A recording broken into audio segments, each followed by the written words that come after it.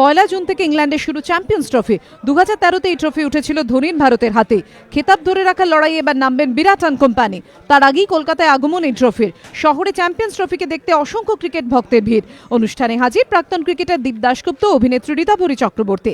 পরপর test series, দরজায় কড়া নাড়ছে আইপিএল। টেস্ট থেকে টি-20 টুর্নামেন্ট, এর মধ্যে চ্যাম্পিয়ন্স লিগের মতো ওয়ানডে টুর্নামেন্ট নিঃসন্দেহে টিম ইন্ডিয়ার কাছে কঠিন পরীক্ষা।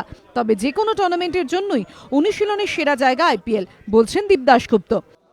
As compared to some like England, যারা বোধহয় 13টা-14টা ওয়ানডে খেলে যাচ্ছে চ্যাম্পিয়ন্স ট্রফিতে, সেখানে আমরা অ্যাকচুয়ালি কিছুই খেলছি না। যদি তুমি দেখো এখান থেকে অস্ট্রেলিয়া সিরিজ, তারপরে আইপিএল, তো আই থিঙ্ক আইপিএলের ওপরে খুব বেশি আই থিঙ্ক ডিপেন্ডেন্ট থাকবে যে কী ফর্মে যারা প্লেয়াররা যাবে তারা কী ফর্মে আছে। I think IPL will be from that perspective very very important.